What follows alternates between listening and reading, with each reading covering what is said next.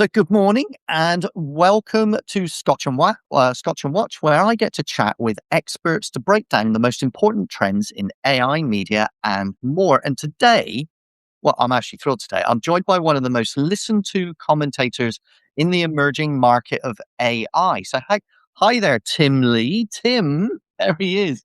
Hi, Tim hi was there. wildly popular Understanding AI Substack, which has more than 148,000 global subscribers.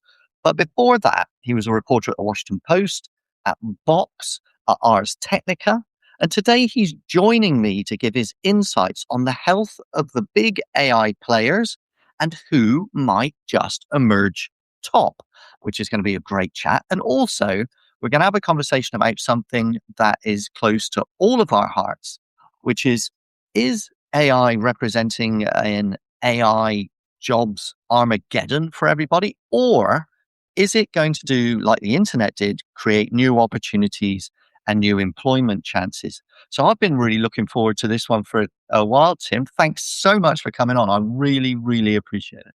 Thanks for having me on. I'm excited to chat. So where do I find you today? Where are you? I'm in Washington, D.C. At the epicenter of the big decisions for the world of AI. So tell me a little bit about your history and why you've got this, how you've grown this incredible following, on Substack and to talk about this stuff.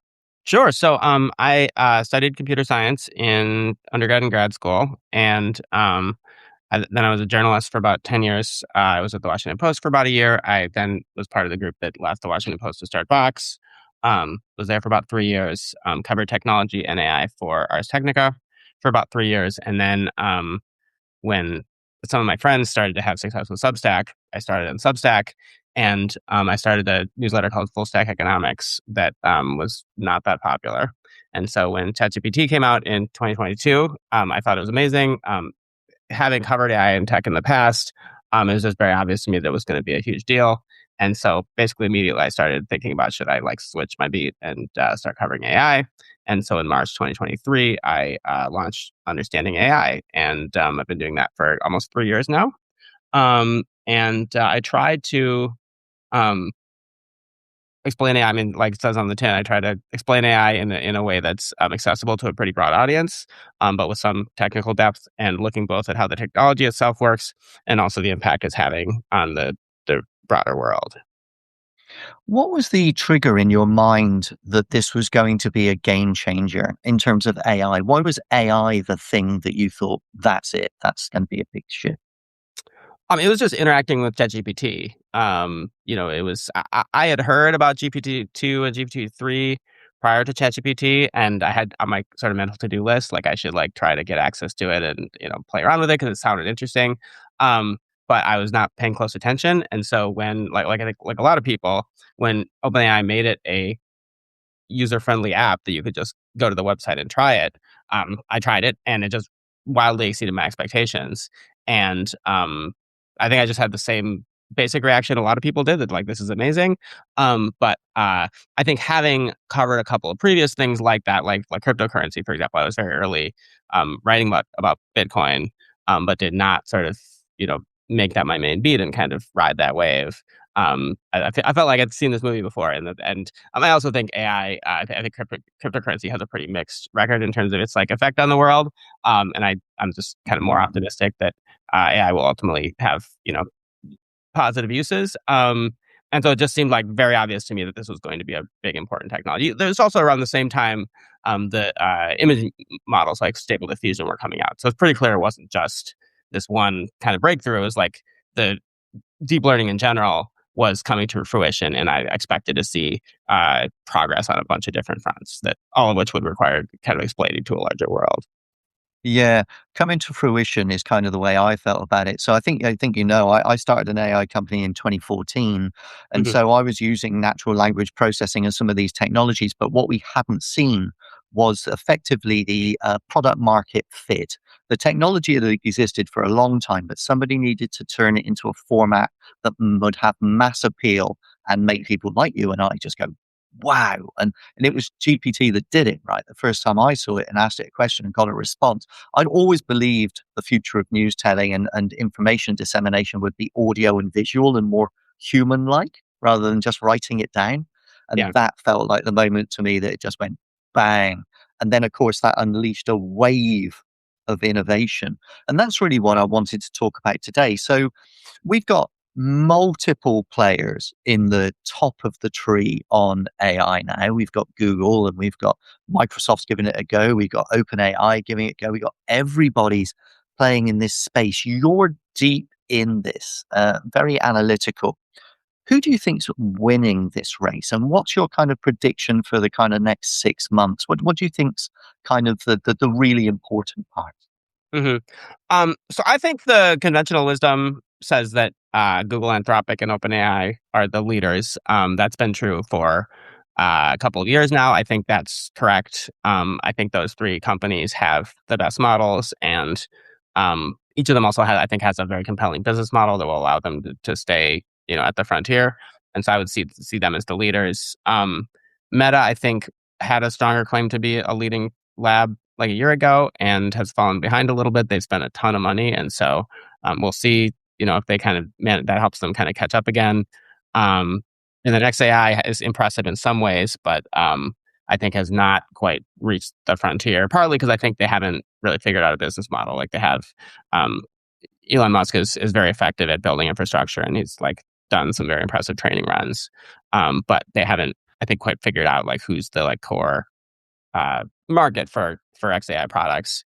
And then the other category is the Chinese companies, which I don't follow as closely as the American companies. I think none of them are quite at the frontier, but it's such a vibrant ecosystem that I could imagine one or two of those companies breaking out. Probably not in the next 6 months, but in the next year or two. It's certainly not like 2 years ago. I would have said it's just very clearly like the American companies have like this dominating lead, and now it's like they're maybe a few months. The Chinese companies are maybe a few months behind, but there's like a very strong ecosystem there as well. Interesting. Well, one of the things we like to do on this newsletter is to nerd out a little bit on the details of these things. So maybe to kind of give each of these players kind of their place in the running order. As of Mhm. today, it's changing all the time, right? We saw the Yeah. deal just last week, right, with the Apple Google deal for Siri. So it's a very fast moving space. So I don't think anybody's going to hold you to this forever. But Sure. let's stack rank what you think their pros and cons are in each Yeah. space. I mean, I think So one of the interesting things that's happened in the last 12 to 18 months is that I think you've seen some differentiation. I mean, on some yeah, level, everybody makes a chatbot. They all work pretty similar. They all have, their LLMs are pretty similar architecturally. But I think OpenAI, Anthropic, and Google have each picked a different part of the market and a different emphasis for training. And I think their models today are probably more different from one another than they would have been 12 or 18 months ago. hmm To sort of go through them. So, I think Anthropic in some ways is the most interesting right now. The Claude 4.5 Opus has gotten a ton of buzz, and Claude Code in particular, which is a command line version of Claude that, as the name says, it's designed for programmers, but can also, if you're a non-programmer but you have some data analysis you want to do, um, that's a good tool. It's gotten a lot of buzz the last couple of months, and Anthropic I think has a very focused strategy on business use cases. Mainly programming right now. I mean, that's been a huge use case, not only Claude Code, but you have companies like Cursor and Bolt and Lovable that are, and Windsurf. All of these companies are building tools for programmers that have Anthropic models in their back end. And I think the founders of these companies all really swear by Anthropic. They think they have the um, best products for programming and for business applications. So that's Anthropic's business. Is they're really not a consumer-facing business. Their consumer chatbot is not a significant product, but they are setting up to have any other business that wants to provide an AI service to the public. They're using Anthropic on the back end. Anthropic sells them tokens through its API. so you see it as kind of a foundational layer for people to build on top of, but not direct to consumer. So this is going to be the kind of B2B uh, e- version. Is that Yes. fair? Yes, exactly. And that has some nice properties because, I mean, for one thing, like we'll get to OpenAI in a minute, but like one of the things OpenAI has struggled with is you have a lot of annoying issues you have to deal with. I mean, not annoying, but serious issues you need to deal with teens using the products in various inappropriate ways with sexual Mm. content, stuff like that. If you're writing a programming agent, like you just don't have to worry about that stuff, right? Like people are not discussing whether they should commit suicide with Claude Code. And Yeah. so in some ways, I think it has some nice properties for Anthropic's point of view in that they can focus on making their product better without the kind of tricky policy issues, the tricky PR issues that come. So that's Anthropic. Um, It's also, by the way, yeah, personally, I think it's actually got a beautiful user interface as well. I actually feel I'm in a premium environment when I'm sitting in there, right? It's kind of yeah, like the Harrods of AIs when I'm sitting in Claude. Okay, brilliant. So that's Anthropic. Who else? So you think they're right up here? So that's really interesting because I think most people will put them third or fourth, right? But you think that they're Well, the I real think deal. it's tricky because like I said, they're differentiating. So I think if you're making a programming model, a programming agent, like probably they're number one. If you're doing a kind of consumer based thing, maybe they're not quite as good. One other thing I'll say Sure. about the Anthropic is they are really thinking hard about the like personality of their model. One of the Yeah, I get that. I think one I of the see that. funny things, yeah, one of the funny things about that, one of their first hires was they hired a philosopher named Amanda Askell, whose job it is to think about like the ethics of like how do we make chatbots be more. I mean, because Anthropic's a really, I think, unusual company in that they really see themselves as like an advocacy organization. They're really worried about the like risks of AI, and they want to convince policymakers and the public that they need to take these risks seriously. And in some ways, like the business is like the way they stay relevant. They figure that people won't take them seriously, and they won't have the money to do that work unless they have a good chatbot.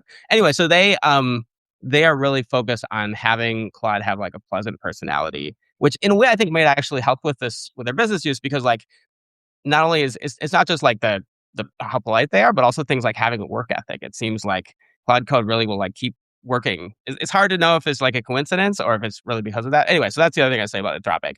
Um, Google, I think, Google is a very Sorry, just before we move on from yeah. Anthropic, what do Mhm. you think of the leadership of Anthropic? Because a lot of this is leader-led, right? Because these are Yeah. still founder-led companies. So Yes. yeah, I think you have to think about the individuals as well. So what's your thoughts on the leadership at Anthropic? I think Anthropic has a very harmonious corporate culture relative to the others, particularly relative to OpenAI. I mean, the thing to know about Anthropic is that they were founded by OpenAI people who left OpenAI. There was a group of That's 7 right. people that founded the company, and then over the years, every time there's a scandal or a group of people who think OpenAI is not taking safety seriously enough or whatever, more people quit OpenAI and go to Anthropic.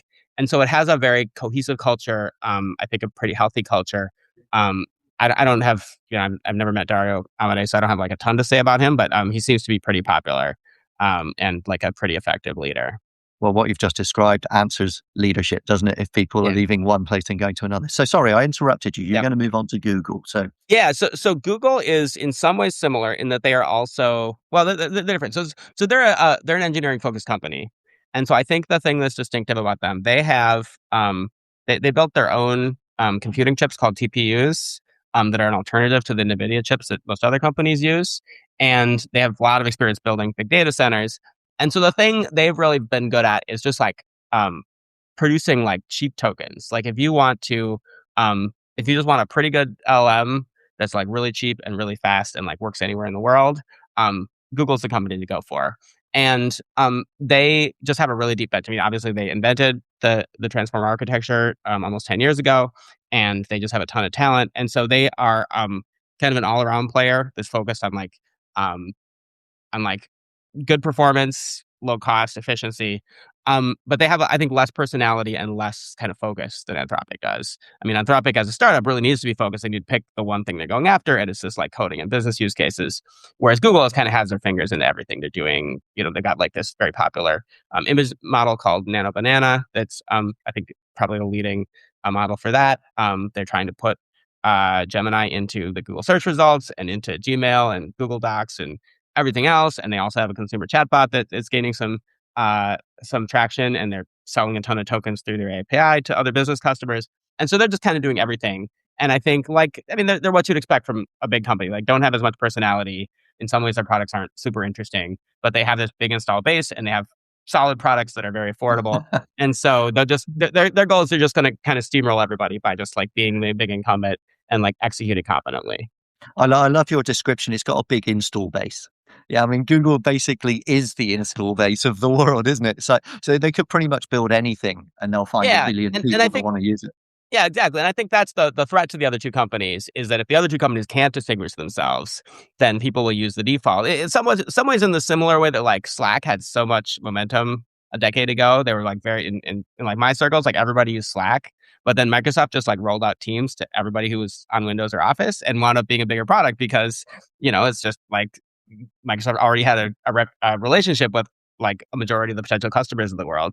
Google's in that camp where their AI can be bad, but if it's roughly comparable to the other two companies, like they're just going to kind of win by default. Interesting journey for them, though, in Mhm. AI. They didn't do it very well at the beginning. So, I don't know if anybody even remembers Bard. So, Yeah, we had a product, it came out, it was Bard. There were a lot of promises made at Google's I/O event. yeah. That then turned out that it didn't quite do those things. It was all very embarrassing, wasn't it? It looked like everybody was rushing. Is that the kind of sense you got? Yeah, I mean, I think this is all downstream of them being a big company. So they've been talking about AI for many, many years, and they had a bunch of other products that weren't LLMs, and then they had these internal LLMs. And I think what happened was that they're very risk averse, and there are lots of potential liability and PR issues that come up when you have an unfettered LLM. And so I think they had. I think they could have built ChatGPT 6 months or a year before OpenAI did, but senior leadership was like, "We're not quite sure what this product's for," and um, and people will probably yell at us if we put something out that has various politically incorrect opinions and so forth, and they just decided not to do that. The other issue I think they had is they were again like any big company, they had a bunch of different divisions. There was a division called Google Brain that can't even remember the one, but there were a couple of internal Google ones, and there was DeepMind, which was a startup That's that right. was Yeah. really a separate organization that was not at that time. It was like really a research organization. It was not building products. And when ChatGPT came out, Google panicked and took all these different things and like smushed them together into one organization.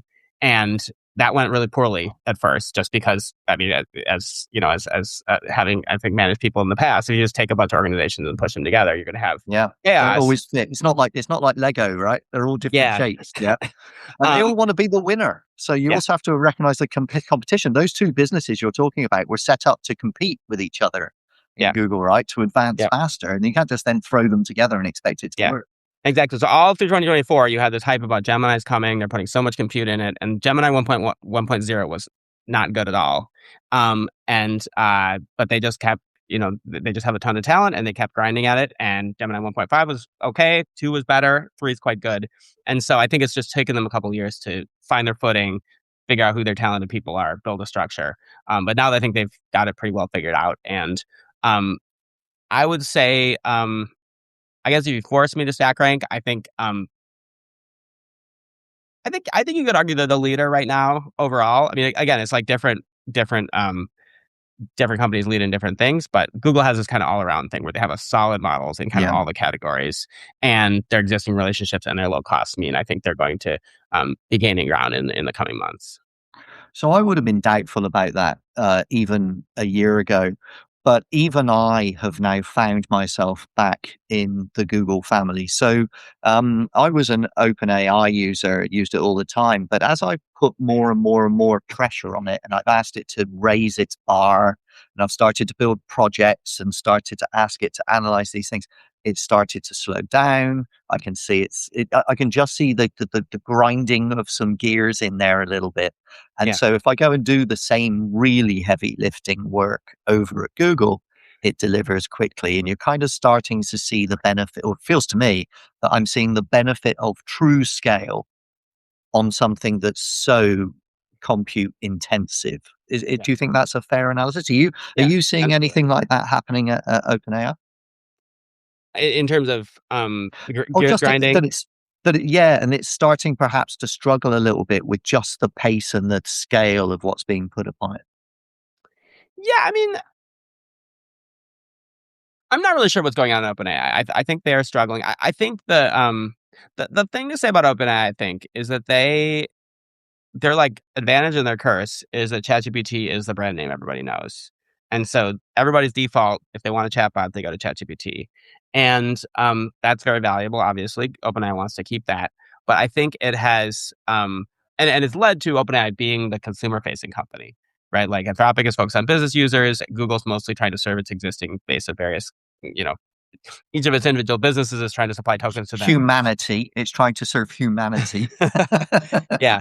And OpenAI is trying to be the consumer facing, the way Google is for search, and just like be everybody's default. And you see that both with ChatGPT, also Sora, which was rolled out. It was initially had a lot of buzz. It's kind of fallen off a little bit. But I think that has had led to a couple of tricky issues for OpenAI. One is what, like I mentioned earlier, there's a lot of just tricky policy and PR and ethics issues that come up when you're dealing with the general public, because you have people with mental illness, you have children, you have issues with copyright infringement. And so I think like working through that. So they've had a series of ups and downs around stuff like about a year ago now. They released a version of their model that was way too sycophantic. You'd say anything to it and be like, "That's the greatest idea I've ever heard." And you had some people, you had these cases of chatbot psychosis where people who were a little nuts, like had their idea for like a perpetual notion machine, and ChatGPT would like encourage them and say, "Oh, you should like, try to raise money on this, and you should alert the NSA that this is going to like break everybody's encryption and stuff like that." And so that's like something that I think that kind of thing has been a big distraction. But I also think consumers are fickle, and the just the feedback you get, you can end up in kind of bad patterns where you're like maximize, the same way like Facebook or something is like maximizing engagement. It doesn't necessarily promote kind of big picture, long-term thinking. It can get to be a little bit reactive. So I think that's one of the things OpenAI is struggling with. And then I do think that Sam Altman is a very controversial figure. I think they've lost a lot of talent because I think a lot of executives feel he hasn't always been honest with them, and so I'm not in there. I don't want to like make any strong claims about this, but it seems like there's some organizational dysfunction where it's not as well run and harmonious a startup as Anthropic is, at least. Well, given he was turfed out and then put back in, I think it's fair to say that there's been some turmoil. I think it's been very public. Yeah. I think it's very interesting when you look at these companies and the different ways that they're facing those challenges. So if you're Google, you have to lead from the front, and that's a very, very different kind of discipline to being a move fast, break things startup that I think OpenAI thinks it is. And then you've got somebody like Anthropic that is move fast, but try not to break things too much. So let's try and move fast and fix things as we go. We'll move slower, right? Yeah. And so I think each of them has got that different challenge. And if you were to be sympathetic to OpenAI and having started an AI company, investors are on your back all the time, especially if this looks like it might just be the next monopoly joining the top 5 in the, if you've got a listing coming and that listing's going to be more than $1 trillion, right? Then you can start to see the pressure that they must be under to just constantly build new features and take new ground from everybody else. And so the pressure on Altman must be absolutely intense. But that also means that your car's going at breakneck speed, the brakes are off, the road isn't clear, it's probably dark, one headlight's not working. It's a nightmarish scenario, exciting, but it can run off the road. So, all right, interesting. So you haven't mentioned yet Microsoft. So Microsoft, to my understanding, please correct me if I've got this wrong, but Microsoft obviously invested very heavily early in OpenAI. The deal doesn't give it control or executive board control of OpenAI. What it does is I think it gets 49 cents on the dollar of OpenAI's earnings for a set length of time. Something like that, yeah. Yeah. And so that's the strategy, but it's also building its own AI. And I'm fascinated by Microsoft because it's such a big player in this space. It's one of the world's most valuable companies and has been for 25 years. It can't really misstep on AI because it's got all of the kind of enterprise scale customers. It doesn't want to go wrong. So what's your take on Microsoft in this mix? So I would put them in the same category as Amazon and Oracle. which is that I Okay. think they're at a different level of the stack. They certainly are working on models. They would like to have frontier models. Maybe they'll come up with some. I mean, this is also true of Amazon. Amazon does have models that they're developing that I think are not as good as the frontier models. I'm not sure if Oracle is. But like these companies are all mainly for purposes of AI. They're all mainly in the infrastructure business. They're building the physical data centers that they then lease to Anthropic and OpenAI and a bunch of other companies. And they've all been pretty successful at it. I think that, well, so I think from Microsoft's perspective, this is mostly an extension of the cloud business that they have been competing with Amazon and Google and Oracle for a decade. This is like a new front in the business. Like hosting GPUs is a much different business than hosting traditional servers. And so I think their early partnership with OpenAI allowed them to get a bit of a leg up relative to they were before. Like previously, Amazon was by far the leader. And then Microsoft was number 2 and Google was number 3. I'm not sure what In cloud, you mean? So just cloud AWS generally. Yeah, was your AWS was by far the leader. miles ahead. Yeah. Yeah, I'm not sure actually what the exact ranking is, but my intuition is Microsoft is stronger in AI and GPU based cloud than in traditional cloud, and so I think that's worked out well for them. And they're trying to build very quickly, and then they also have a little bit of Google's advantage, which they can add. I mean, they got Copilot, which is based on OpenAI, but there's no reason they couldn't switch to another company if the kind of relationship with OpenAI continues to deteriorate. And so they definitely need to be playing in the AI space, and it makes sense for them to be making their own models. But I don't think it's make or break for them that their AI models have to be the ones that win, because they Yeah. have these other product lines that can be complements to AI models. As long as, I mean, it'd be bad for them if Google got way ahead, but if it's OpenAI or Anthropic or somebody else, they can do business with one of those companies. Yeah, or buy them. So Sure. we've had a Well, very interesting, not Google probably, but we've seen spent a lot of the last 2 years covering the antitrust trials in America, the Google and the Meta antitrust trials, uh-huh. and you really got a sense that there's a political will in America to continue to allow large companies to mop up other companies to maintain America's supremacy in AI, because this is geopolitical as well as financial, right? For sure. And so, you could easily see Microsoft make a big acquisition. It's not going to be OpenAI anymore, but it might be somebody else. I've always quite liked Microsoft's strategy. It's kind of always there as the giant in the background. You look over your shoulder and there's a massive giant just following you up the path. And Satya Nadella's strategy has always seemed to be, don't take any big risks. We've got lots and lots of customers. We've got a very secure income here. Let's Mhm. make sensible, smart, strategic decisions and play. Well, it's playing the long game. It's the Yeah. opposite of the challenge, probably, that Sam Altman faces. Yeah. So let's talk about Meta. Hmm. So I'm fascinated, Meta. I'm setting up the question here. I'm fascinated by everything that Mark Zuckerberg's been saying about synthetic AI and synthetic social, how AI can generate content for his social network to accelerate and increase the engagement. So effectively, AI creates content for humans to consume that AI ads sell. Feels like the humans, it's a bit Matrix like for me, the human in the mix, the battery. But what do you think about their AI? Because they've had a couple of missteps recently. Yeah, I don't totally understand what went wrong there. Mm, A year ago, if we'd had this conversation, I would have said Llama 3, like before. So last year they released Llama 4, which was kind of a disappointment. Before that, I would have said Llama 3 was great. Llama 4 is probably going to be great. They're like not quite as a frontier, but um, I expect them to continue to be a player. Llama 4 was not as good as people thought. And then I guess Mark Zuckerberg was disappointed and so stopped doing Llama and is kind of rebooting the program. He's been throwing absolutely massive amounts of money at any AI researchers that he can get his hands on. It seems like a lot of those people have said no. Like he made offers to a bunch of people at the three big labs, and a lot of them declined.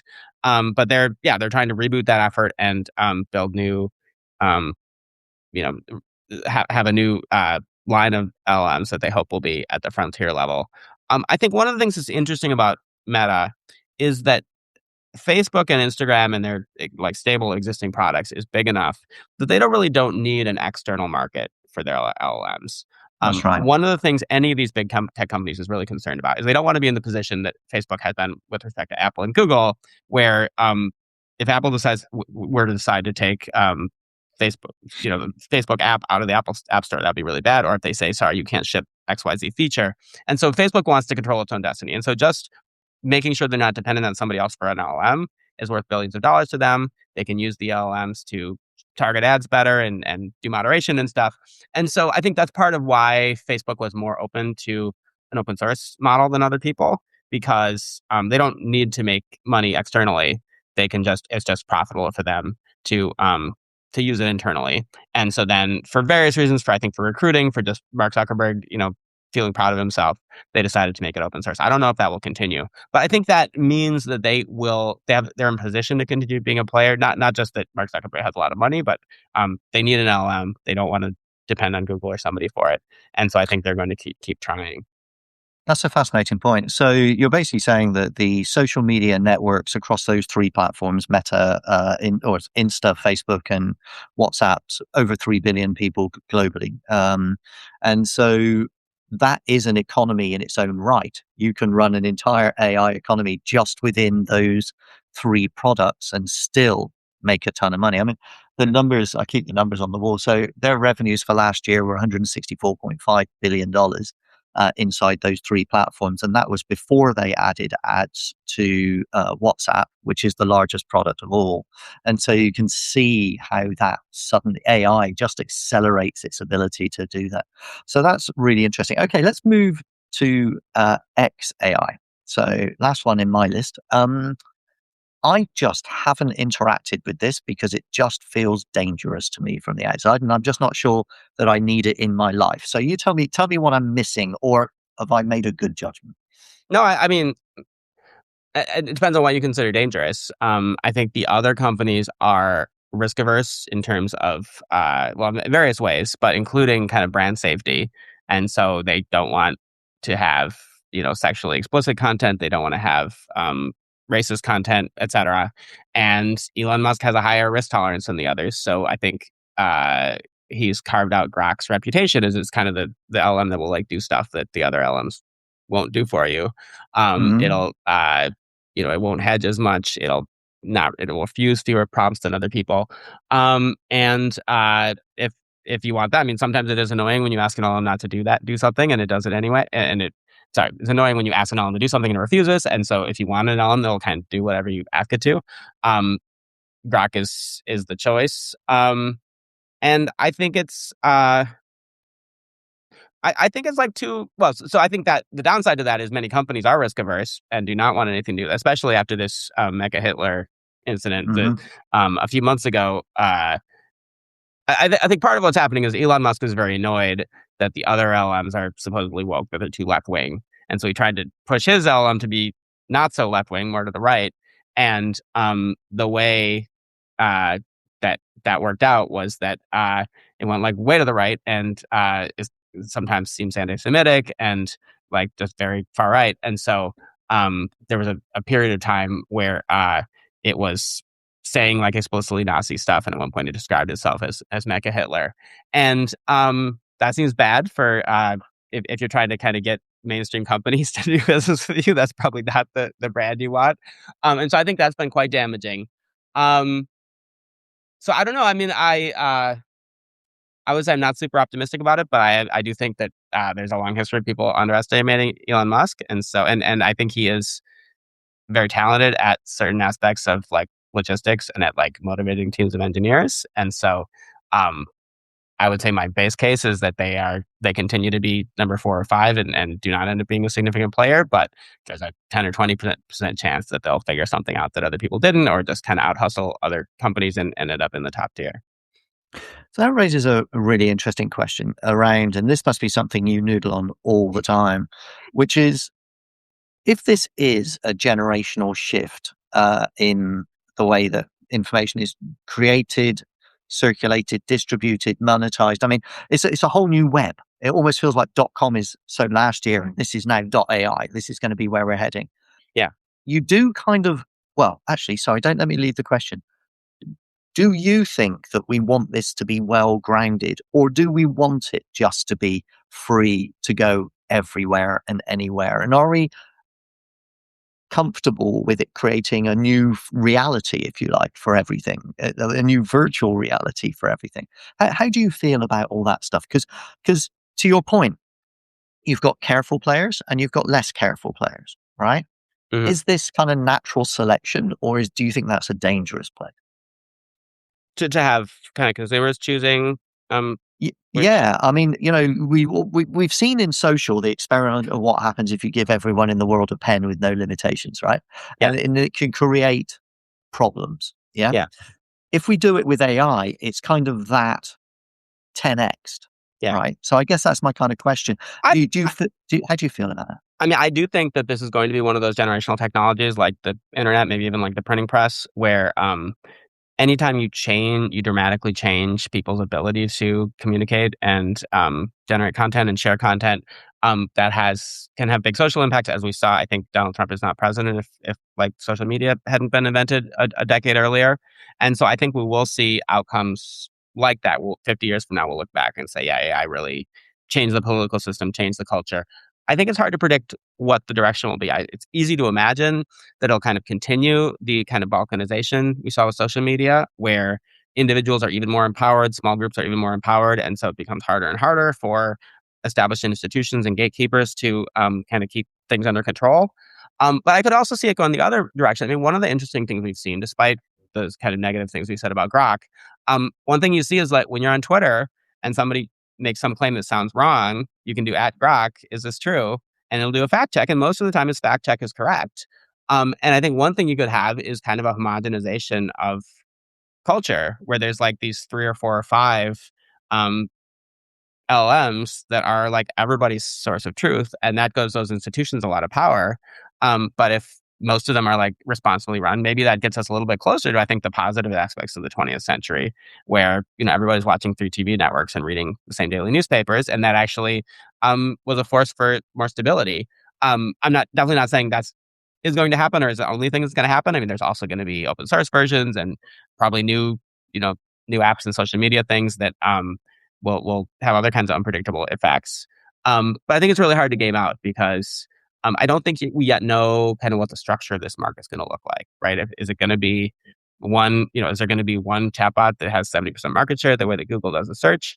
Is it going to be a ton of like small chatbots? Is a chatbot actually going to be obsolete and there's going to be some kind of like video interface or who knows? Like, I think it's just so Glasses, pins, who knows, right? yeah, exactly. We don't know what the interface is going to be. We don't know what the who the dominant companies are going to be or what regulation. I could easily imagine governments wanting to get more involved in this. So yeah, I think it's just super early. It's like 1995 on the internet. If you tried to predict in I was there. 1995, yeah, but like if I'm sure you would have had some smart things to say about like what's the internet going to do for the political system and the culture, but you would have just guessed some of the details I would wrong. have been horribly wrong. Yeah, Okay, so that was an unfair question for me to ask, but you've done a masterful job of trying to get through it. It's like a giant experiment on humanity being played out in real time with no guardrails and no one really knowing what the destination is. It's yeah. quite a dramatic thing for a species to do, and I know that sounds ridiculously grand, but that's exactly what's happening. All right, so I want to move to a second topic because I'm conscious of your time and I'm also conscious of the people that are listening. Um, we hear regularly a report from someone or other that AI is going to be devastating for our careers. Every job's going to evaporate. It's going to be gone in a heartbeat. I was there. We were just talking about it. I was there at the dawn of the AI of .com, of the digital emergence. Everybody was convinced they were out of a job and we were all going to be working in cubicles at home, tapping away. It's going to atomize our economy. So there are people that believe this is a disaster, that AI will automate everything and thousands of people will be out of a job and we're going to have to find some new way to fund everything. And there's a different group that believe that this is going to create a host of new industries that will all be working in, like SEO was spawned when Google search started, and we can work in these spaces. What's your view? Where do you sit on that continuum? Um, well, it's not either or, obviously. Like some industries will be, or some professions will see displacement, and some new jobs will be created. Um, And I think it depends a lot what time scale we're talking about. I think that there's this saying I think sometimes attributed to Bill Gates that everybody underestimates how much you can do in, or overestimates how much you can do in a year and underestimates how much you can do in 10 years. I think a similar thing is true. I don't think that 2027 will look dramatically different than 2026, but I think 2036 is probably going to look significantly different than today, and in ways that are a little hard to predict. The good thing about that is that means that we do have time, as professionals. It's not like you're going to wake up tomorrow and your job is gone. It's going to be, the trends I think will become more and more obvious. And if people have their eyes open, they should be able to shift in response. I do think there's a decent chance that there will be quite big impacts, especially for people in our line of work and for journalists and content creators and also programmers and accountants and lawyers and people that work at a computer. These models are just going to be able to do a large portion of the work we do. Probably not all of the work we do, but a large portion of it. And I don't think that means most of these job categories are going to go away, but it certainly means there'll be a shift in who and the skills you need to succeed. And it may mean some categories get much smaller, or the people who previously did them will not be good at them and somebody else will be better at them. And I think at an economy-wide level, I could certainly see, like, one of the big trends you saw in the 20th century was this growth of the college wage premium, where college graduates made more money relative to blue collar, and that it used to be like maybe you made 20 or 30% more, and by the end of the 20th century, it was like you made twice as much. I could see that compressing again. That as AI automates more and more white collar work, it's probably not going to automate the work of plumbers or nurses and so forth. And I think a positive aspect of that could be that we could actually see, plumbers start to make more, not more than white collar workers, but it could be a much smaller gap. And maybe workers, maybe if you have somebody who's kind of on the margin where they don't really want to go to college and they'd be happy as an electrician or something, maybe it works out perfectly fine for them to take kind of a blue collar job. I think that would probably be good overall, but it certainly would not be good if you're a young college graduate looking for your first job. So that's one. I guess that's my big picture view. Is I don't think jobs are going to go away. But I definitely see you'll see shifts, and I could imagine white collar employment becoming somewhat scarcer and not as well paid. It's interesting from a journalism perspective. What AI has done for me, and been working in it for what would it be 14 years now, is that it kind of makes you a superpower in your sphere if you use it. You can view it as a threat, or you can view it as a tool. And so if you're thinking, all right, what is the answer to this enormous, complicated question that I'm trying to answer that would have taken lots of researchers lots of times to go and find? Now I can synthesize that into a fairly succinct answer fairly quickly, and then use that to improve my journalism, making my journalism more valuable to my consumers and to my subscribers around the world. And that means that I'm using it for the benefit. But it also makes me an entire newsroom, right? Which means that I can be really good at one thing, but I can also be relatively good at lots of other things. And so there's a lot of people that come to me in journalism. I'm sure they come to you even more than they do to me and say, this is the end of the world for us, right? To which point you just go, well, just stop for a second. What would happen if you had a non-ending number of researchers to help you in your work? What would happen there? And you just have to help them with that. But I do agree, it is going to be very interesting what happens to the middle class, because that's basically the college class. And if the college piece becomes less relevant and the blue collar workers suddenly find themselves, a far more premium, we're going to see the world shift. This has been absolutely fascinating. So, okay, here you go. Last thing. This is my list. This is the list of AI companies, right? We're going to stack rank them. Okay. So, okay, you got 1, 2, 3, 4, 5, 6. And we got 6 in the list: Google, Meta, Anthropic, XAI, Microsoft, and OpenAI. Last place. Who's gone? Who's last?